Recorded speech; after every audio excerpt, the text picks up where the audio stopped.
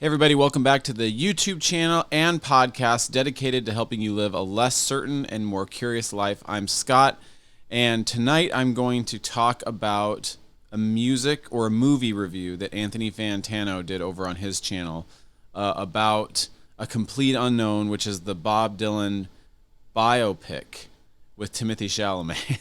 Okay, so I have a lot to say really quick, which is why I'm doing these YouTube videos to begin with, which is why I have a podcast to begin with. I'm going to talk for a second. And I noticed a few weeks ago when I did my Kendrick Lamar GNX review, or pushback on the Pitchfork review, somebody posted in the comments, he actually gets into the review at minute 18, which is great. That's gold. I love now that I'm doing this, even though there's not too much engagement yet. I hope there is more engagement moving forward. Compared to just putting out the podcast, which I've been doing for 5 years. No small thing, on all major platforms. Go look it up. It's more of a conversation with my podcast co-host, Mace Mooney. And we don't really get much interaction in terms of comments, aside from reviews every once in a while on iTunes. So somebody said he actually gets into the review at minute 18, which is gold. And I also... So I want to say, I don't know when I'm about to get into Anthony Fantano's review. I'm going to ramble for a second about myself and this YouTube channel and this podcast and my posture and what the mission of the YouTube channel and podcast probably most likely is. Well, it's been the mission for about 5 years. But the tagline for the podcast and the name of this is No Small Thing. Well, that's the name of the podcast. And the tagline is Less Certain, More Curious. So our mission essentially is to, through these conversations, through these interactions, help ourselves and any listeners or followers be less certain and more curious. Now, I can do a whole other video someday about why I think that's important. I imagine if you're listening or following, there's a slight kindred spirit nature to whatever caused you to click on this. In these days, that sounds so trite and cliche. In these harrowing times, I guess between my video last week, which was about the death of David Lynch, R.I.P., we're all still very much mourning, and I'm not saying that flippantly. Donald Trump was inaugurated, and it is harrowing times. And I've also seen a lot of content over the years that every generation always thinks they're in harrowing or unprecedented or unique times, when actually when you look back at history, it's always been pretty bad. But it is particularly bad right now, and it also seems like people aren't really listening to each other. So I don't know if you have seen this YouTube channel it's called like Jubilee or something, and they pit like one liberal against 30 Republicans or conservatives, or something like that, where it's like one person from one group is against 30 plus people from another group, and that one person has to argue their point, and the other 30 people essentially get to jump in whenever they want based on how the argument or conversation's going. It's got a lot of followers. I watched one with Destiny recently where he was talking to a bunch of Trump supporters. And it's interesting. It's sort of clickbaity, but nobody is really approaching anybody with any genuine curiosity. And of course, you would be fair and right, and in the right to say, we really shouldn't be curious about Trump supporters or fascists or oligarchs or authoritarians or Nazis or whatever. That's fair. And in addition to that, there does seem to need to be a place where people can get curious about each other. One thing we've tried to do over the years is just get really curious about silly things in addition to big important things. And so yeah, I am following my curiosity. This is sort of an experiment in this YouTube channel. I'm following my curiosity. I'm noticing what is sparking my interest throughout the week. And I'm giving myself a Thursday assignment. Every Thursday night, no matter what, generally, I'm going to try to record a video like this. and it's just going to be me yapping about something I found interesting this week. But I'm going to try to do it in a posture and in a spirit of curiosity. So even though I disagree with Anthony Fantano's take on a complete unknown, I'm approaching it with curiosity. I don't think my take is the right one. I don't think that his take is bad. I don't think his take is wrong. I'm not here to prove a point or win anybody over. I think the point of this, whatever I'm about to do and what I'm doing now, is to generate curiosity, is to generate wonder, is to generate your own opinions and your own thoughts. In no way would I want anyone to think that my opinion is the correct one and that Anthony Fantano is the wrong one, or that anybody that doesn't have the take that I have on this movie is wrong. There's a different take for every single living human being, and that's what's so fun and interesting. Not that you could find an authority somewhere, like a review magazine or Anthony Fantano, that could have the final say on whether or not this movie was good or not. So just if you're interested in being along my little personal journey here, I am currently in school to be a therapist. I have a master's in theology. It's called a Master's of Divinity, which kind of sounds like He-Man. And I don't want to be a Christian pastor anymore for lots of different reasons. Maybe I'll make a video about that someday. And I'd rather help people through the mode of being a therapist. And I've been in therapy for about 6 years and have benefited so tremendously from my relationship with my therapist and my therapy journey. Could talk about that someday. And I'm 45, and I think this would be a great way for me to pivot in terms of a midlife career assessment, probably for hopefully the rest of my life. And in the midst of this, in order to make money, I am substitute teaching. So that I'll make a video about that someday too.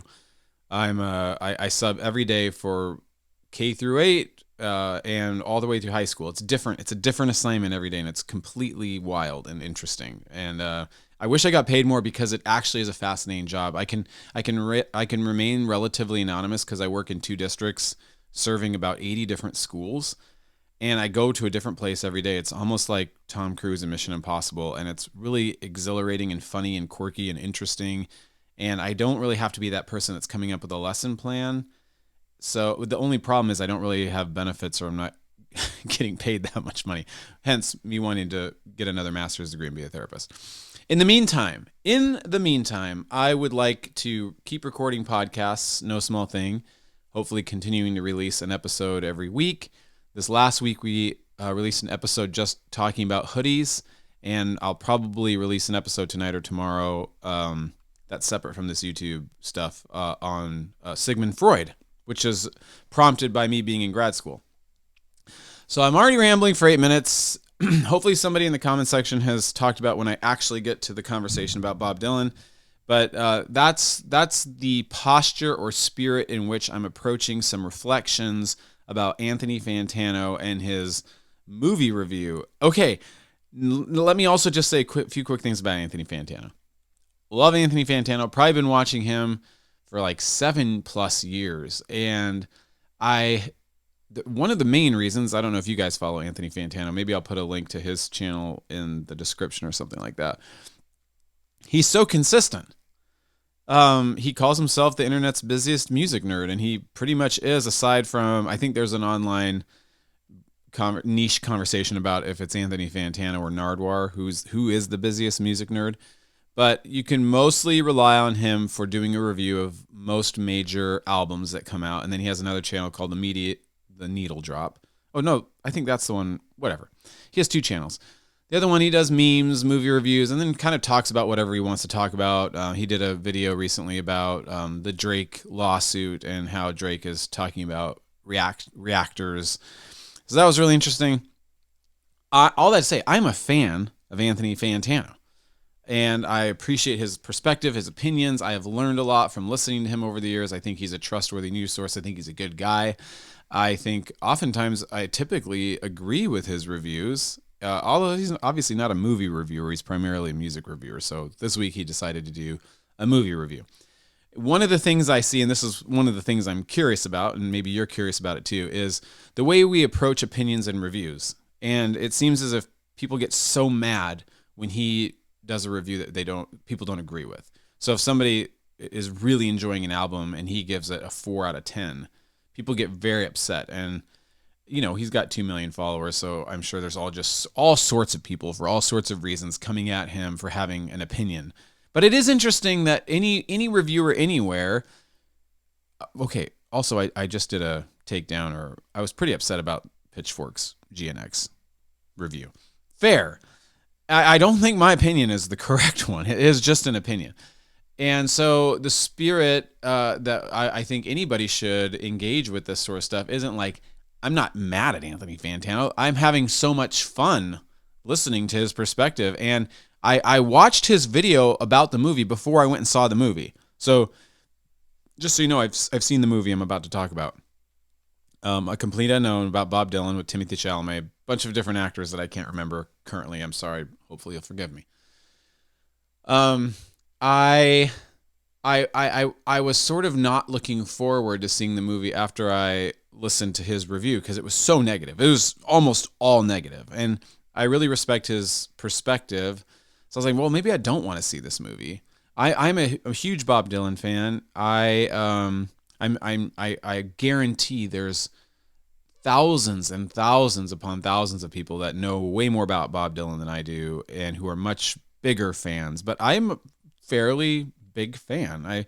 I'm fairly aware of his music. I'm fairly consistently listened to his music for a long time, most of my life. I've seen most of his documentaries, most of the biopics.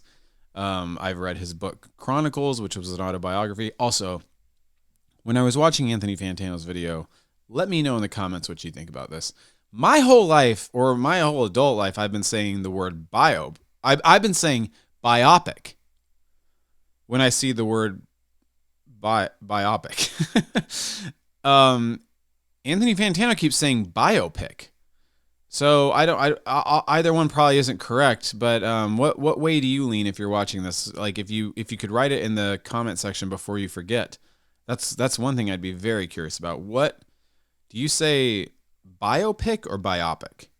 It sounds correct to me to say biopic. Anyways, Anthony Fantano keeps saying biopic. I was going to go see this movie. I already bought the tickets and then watched his review, and I was like, man, maybe I really don't want to see this movie. Okay, 12 minutes in. Put it in the comment section. He gets to the review at the 12-minute mark, and here I go. So I actually have some loose notes here.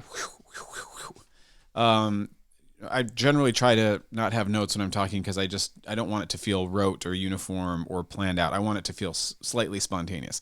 But I just have a few little prompts based on the points he was making in his video that I want to go over. So, A Complete Unknown, a biopic about Bob Dylan, which is mostly primarily focused on the early years in New York when he was becoming like a folk singer legend in New York. So obviously after this, it says it at the end in the credits, spoiler alert, I guess, he went on to make 55 albums after the time period of this biopic. So it's obviously just taking one teeny little sliver of Bob Dylan's life and trying to drill down or deep dive that. And even that obviously is not anywhere near sufficient to cover how huge this time period of Bob Dylan's life was. So right off the bat, Anthony Fantano is wondering who this movie is even for. And he says, it can't be for actual quote unquote Dylan heads, which is what he calls them. I imagine that's like Dylan fans, big Dylan fans, rock fans. He doesn't really say all these, but I'm sure he's including just general music fans, music historians, people that enjoy good music, people that enjoy Bob Dylan. And he says he can only imagine that this movie is for Timothée Chalamet fans, which, of course, I mean, that's fun and funny to think about, and probably somewhat of a decent point. But I do find myself oftentimes watching Anthony Fantano and disagreeing with his...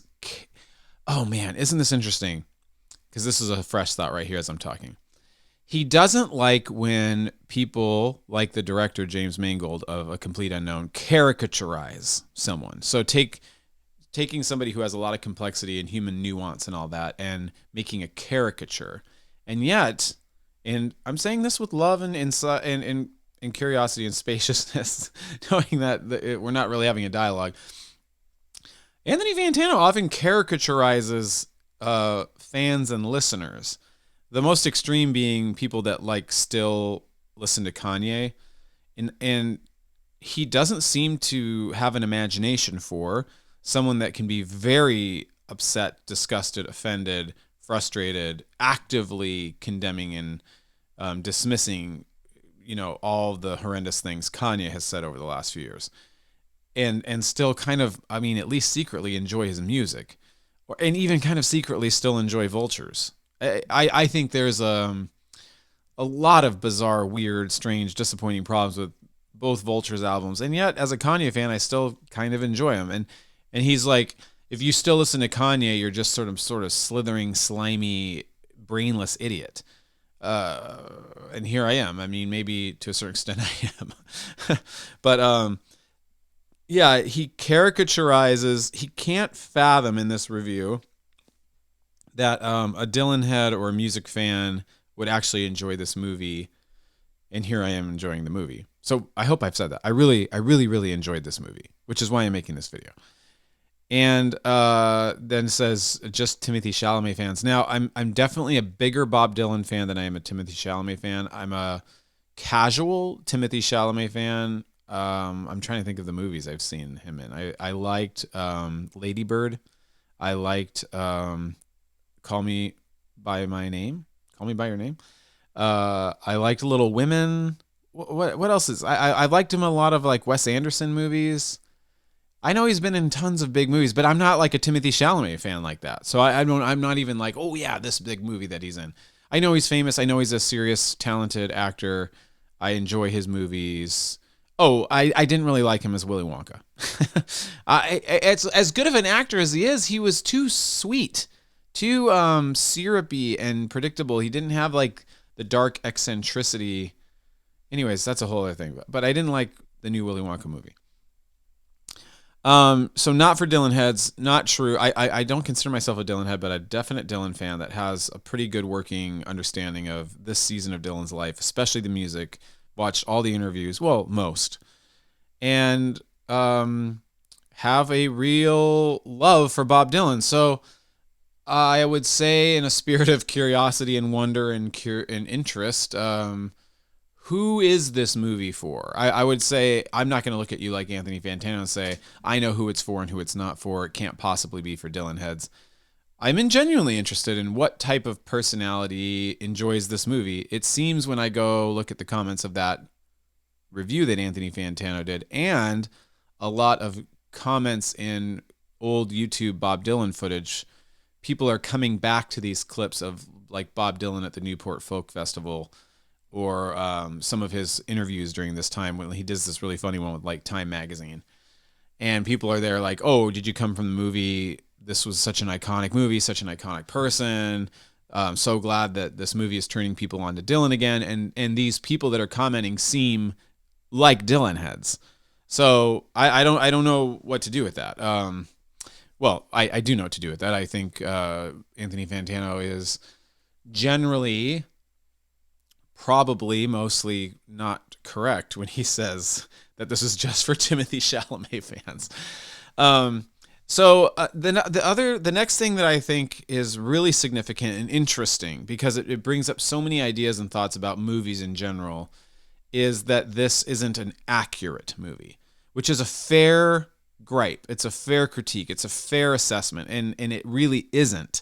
And I've watched several interviews with Timothée Chalamet about the making of this movie, and I watched one with him in Nardwuar, and in some interview, I don't remember exactly which one it was, he essentially said Bob Dylan approved of this movie, approved of the choosing of Timothée Chalamet to play him, and was in some ways collaborating on this script. And as the script was getting refined and developed, many people were saying to Bob Dylan, did this actually happen?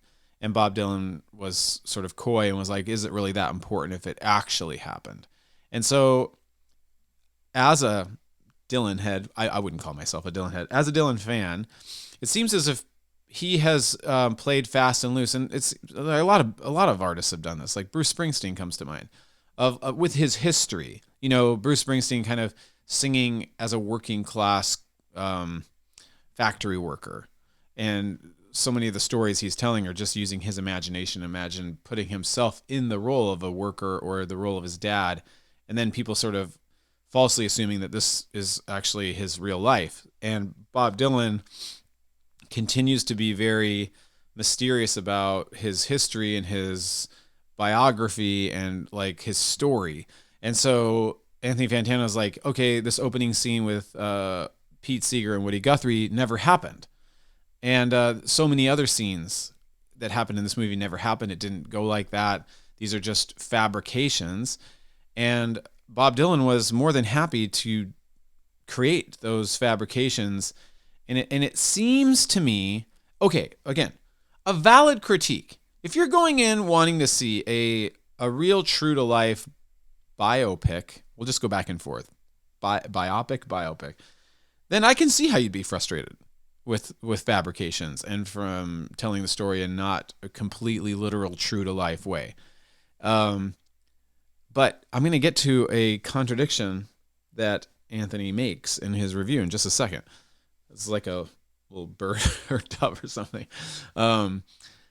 I think about icons and heroes. And I mean, if you've watched this already, you know that I was a pastor for a long time. So you think about Jesus and all the different retellings of the life of Jesus. And we can never really get a completely perfect, literal, accurate depiction of the life of Jesus. And I don't even know if that's really all that important. And I think about a lot of superhero movies lately. Not that I think I mentioned superheroes last week. I'm not a huge superhero movie fan. Maybe I was for a while and I've gotten a little sick of them. But as we all know, in sort of just the Batman universe alone, or the Spider-Man universe, or any of these universes, there is a general story arc. You know, we've seen Batman's parents killed in many different movies. We have seen Spider-Man's uncle killed in lots of different movies and comic books. These are famous stories that are told differently each and every time, in different order, with a different emphasis each time. And then as time goes, everybody sort of adds their own little addition to the story. So I think for me, if you're looking at Bob Dylan as sort of like this iconic superhero type person with this mythological background, I actually, as I was even saying, I love that you have these main players like Pete Seeger and Woody Guthrie and Joan Baez. I hope I'm saying that right.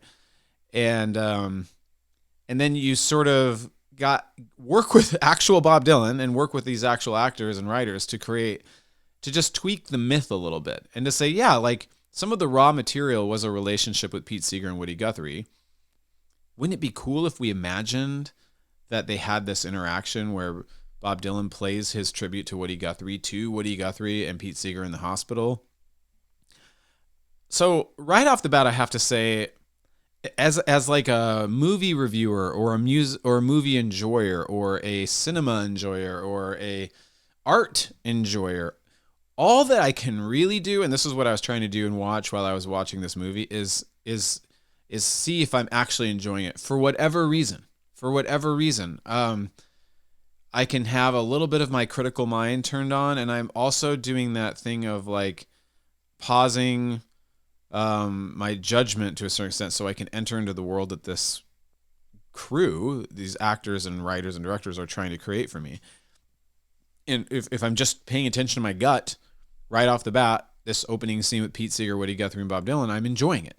I can sit and say it's not real or it didn't happen or they made something up, but I'm liking it. I mean, if J.K. Rowling, I'm not really trying to promote J.K. Rowling, but if she wanted to go back and rewrite certain scenes from Harry Potter or add different scenes or dimensions, I know that's sort of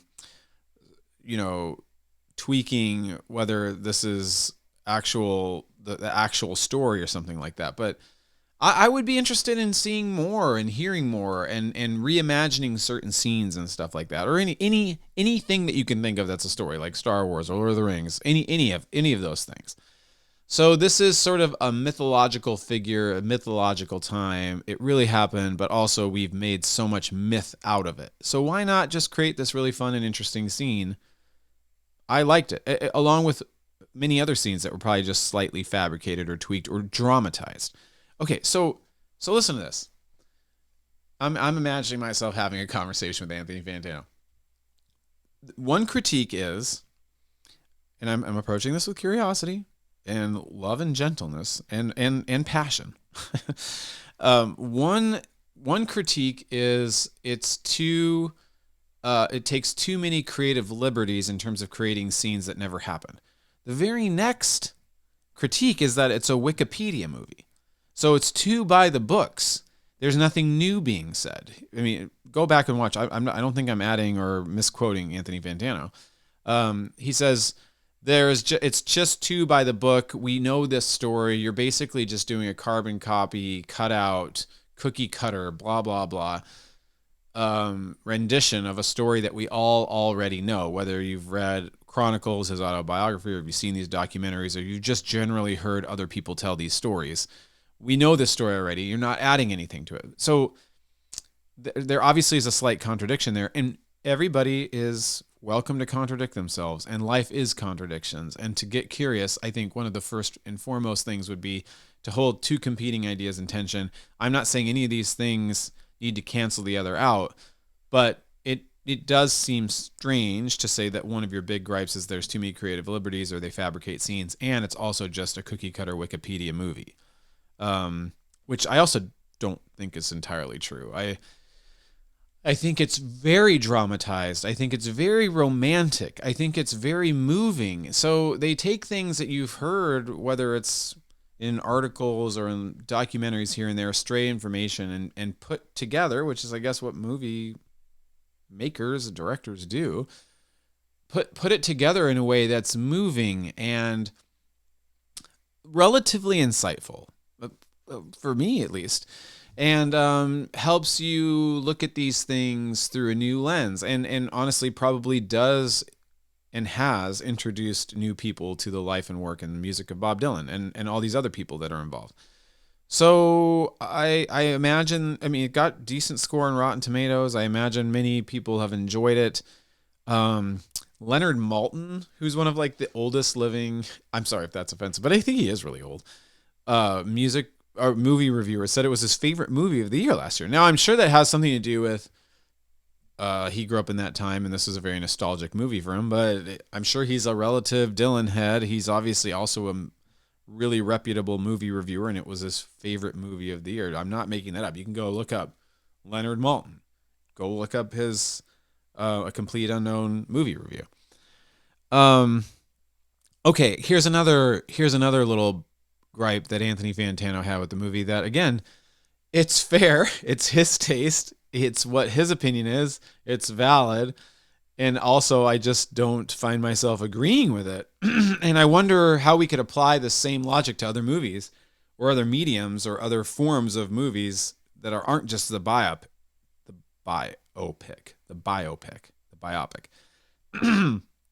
So one of them is the songs are too long.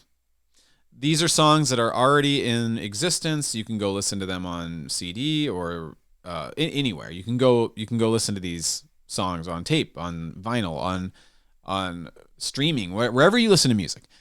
And Anthony is saying essentially, like, why play a whole song in the format of a movie like this if I can just go actually listen to Bob Dylan? I don't need to listen to Timothée Chalamet or these other actors and actresses sing Pete Seeger songs. I can go listen to Pete Seeger. I can go listen to Woody Guthrie. I don't need to go to the movies to see Timothée Chalamet do a okay so-so impersonation of Bob Dylan. I can just listen to Bob Dylan. Okay, so I don't know what you guys think about that, whoever's watching, but I just don't think that's generally how we approach movies, musicals, art, cinema. I don't think that's how we approach it. Like, every time you go see a musical, if you're going to see it live, you're seeing a new person do a different rendition and put their own spin. I remember for the longest time, I was so obsessed with this one rendition that was put out on probably VHS at the time with Les Miserables.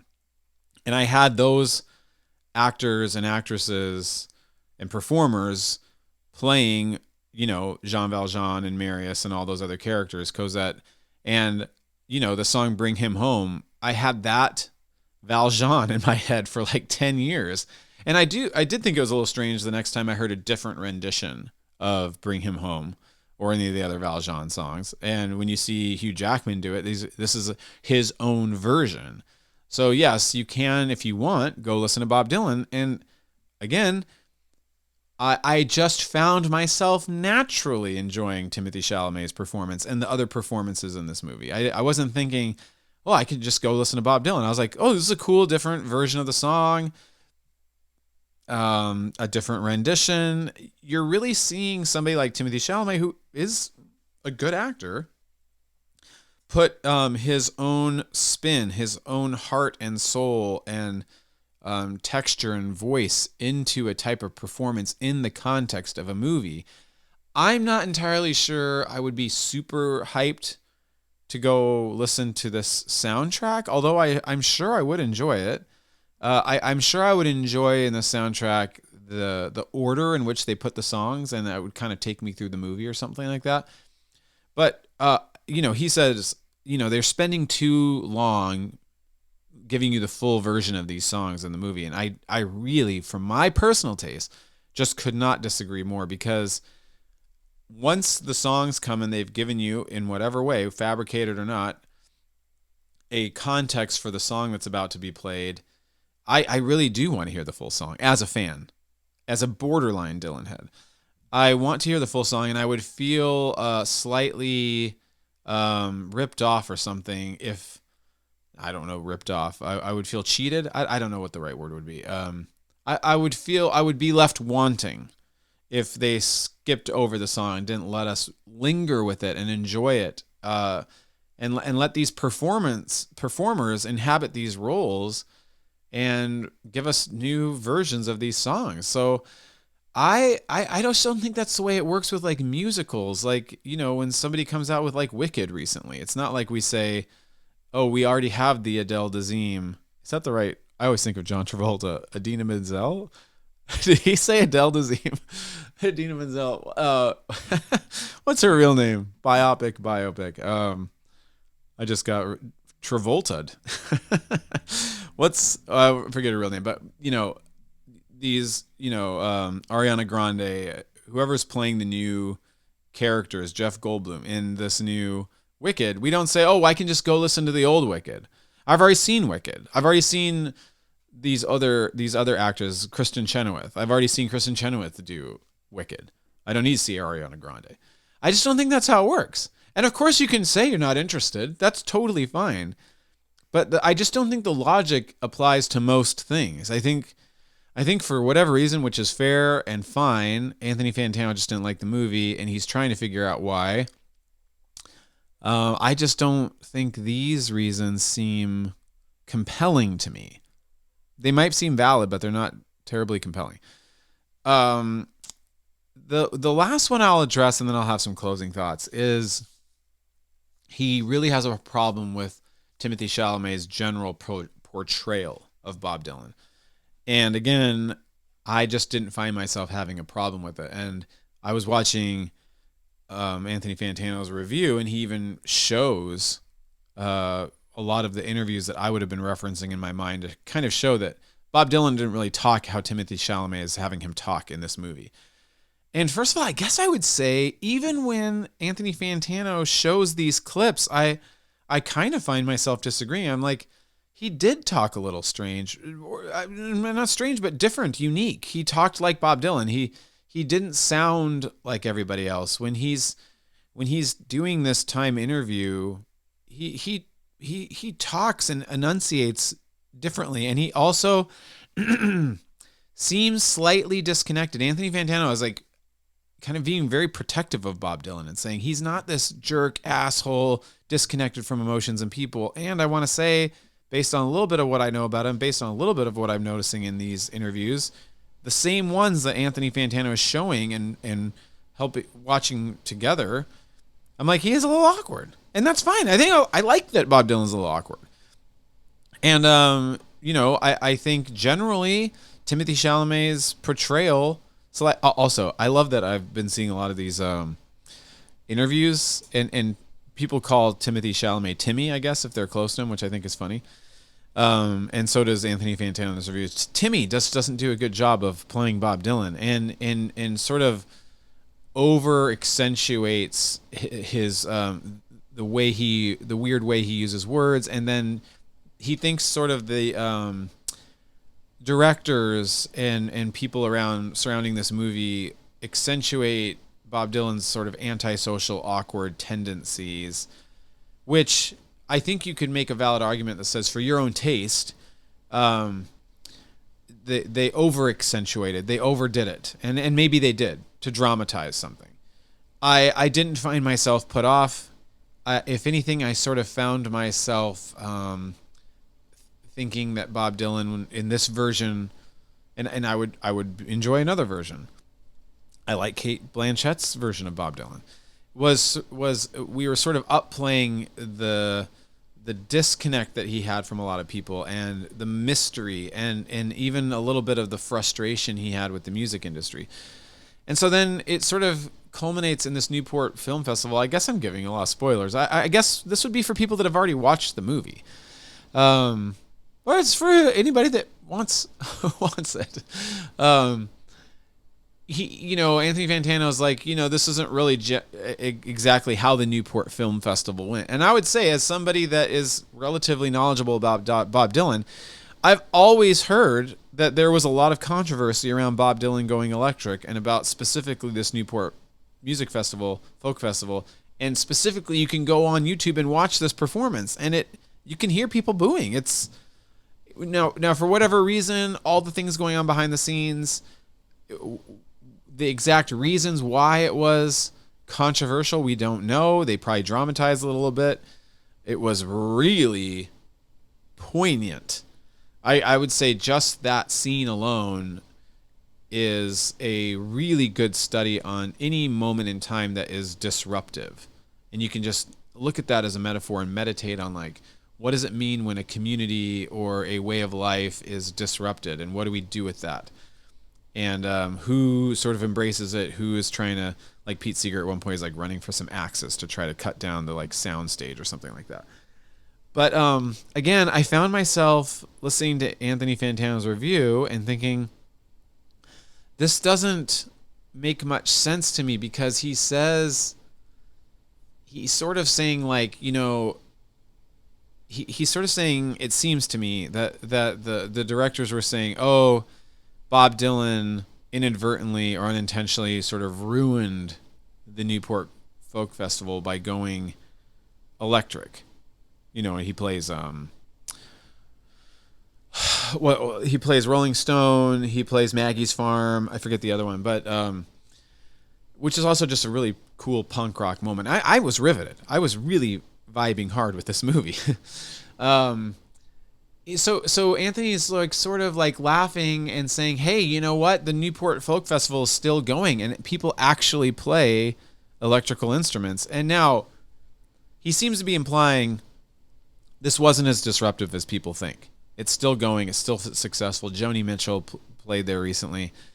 But again, I feel like there's something Anthony Fantano's missing in this review, because wouldn't that prove the point? If Bob Dylan was saying, hey, this is sort of getting stale and relatively backwards and not catching up with the times, and one of the ways we can move forward as disruptive and as offensive as it might be would be to go electric, and you guys aren't willing to do it, and I am. So I'm not saying Bob Dylan saved the Newport Folk Festival, but what Anthony is saying is, like, the fact that it still exists and that people are now playing electric instruments somehow disproves the ultimate point of the movie, when I actually think that's actually the point. Like, if the Newport Folk Festival is still going and existing the way Anthony Fantano describes it, which I believe him, I would in no dimension of reality ever say that's because of Bob Dylan. I'm sure it has to do with hundreds and hundreds and hundreds of factors and people and moments and performances. And I have to believe also that this performance had something to do at a point in time with bringing the Newport Folk Festival into more of a future, present, grounded conversation with whatever else was going on in music. Finally, after all that, that's all. I just engaged with all the points that I wanted to engage with that Anthony Fantano made. I love the conversation. I'm a huge fan of Anthony Fantano, huge fan of music reviews, and those are just some of the people I watch on YouTube. I love YouTube. So appreciate these creators, and I love that Anthony Fantano does Let's Argue, which I'm probably going to name this video, where he engages with his listeners. I would say my favorite moment of the whole movie is when Bob Dylan, Timothy Chalamet, and the person that plays Joan Baez sing "It Ain't Me You're Looking For." It ain't me, babe.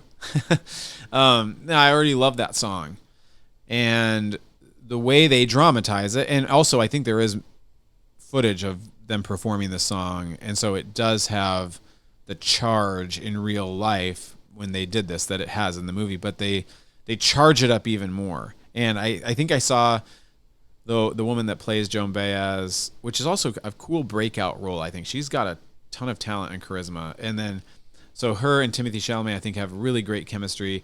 And then James Mangold, the director, and the three of them are discussing sort of the anatomy of a scene. And I'd already seen the movie and already loved the scene, so I was like, oh gosh, this is so cool that they're going to deep dive this scene.